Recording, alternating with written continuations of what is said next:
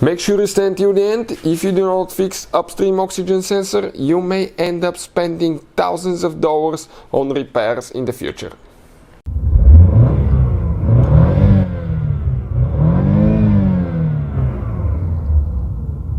Hey guys, welcome back to Electrical Car Repair Live. Thank you guys for watching and subscribing to the channel. Today will be super helpful video to any of you having a Fiat or Alfa Romeo, guys. If you have one of those, doesn't matter if you have gasoline, diesel engine, you're trying to find where the upstream oxygen sensor is located. This is also known as oxygen sensor bank 1, sensor 1 or Lambda sensor 1.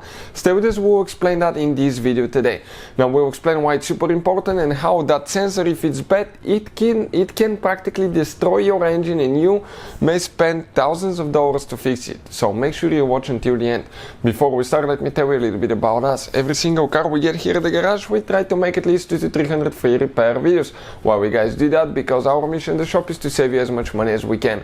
All we need in return, please subscribe to the channel, like the video, that way we can keep making these free videos. And if you guys need to buy any parts tools for a good price and quick shipping, check out the link in the description of the video below.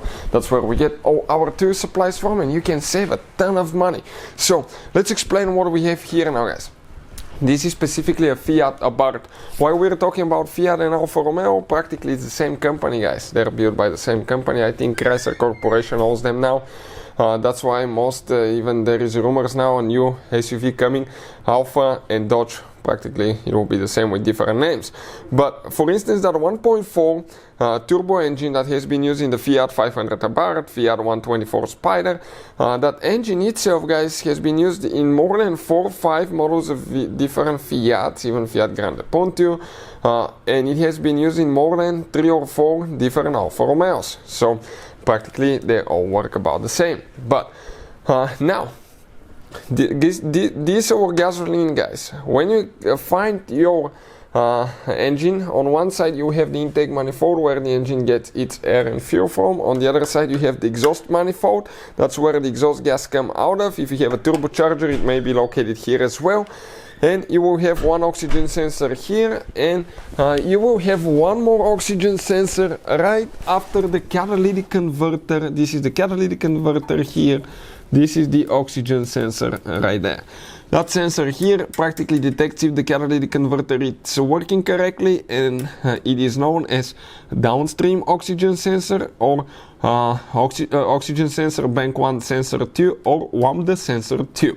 Now the one on top, okay, this one on the bottom is practically important for emissions. The one on top is where the magic happens, guys, so your engine runs good.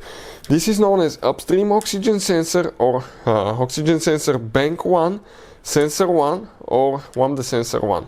What it does, when the exhaust gas goes through that sensor, it will detect how much air and fuel you have in the exhaust, and it will calculate if you have rich or lean fuel mixture. It will send that information to the engine computer, which, if necessary, will do adjustments to fuel. This is the fuel injection system here, variable timing, ignition, all that stuff, air, throttle body, guys. So you have nice, clean, efficient and powerful engine. And if that sensor doesn't work, you may experience increased fuel consumption, engine light on, and eventually it can destroy even your catalytic converter, because you will be putting more amount of fuel, more fuel in the engine.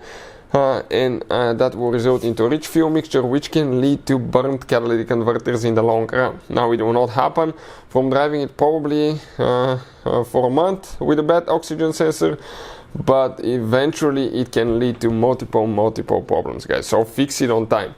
If you want to see how to test oxygen sensor, the video will be on the channel, how to test oxygen sensor on Fiat Alfa Romeo. Hopefully the video will be helpful. Thank you for watching and see you next time.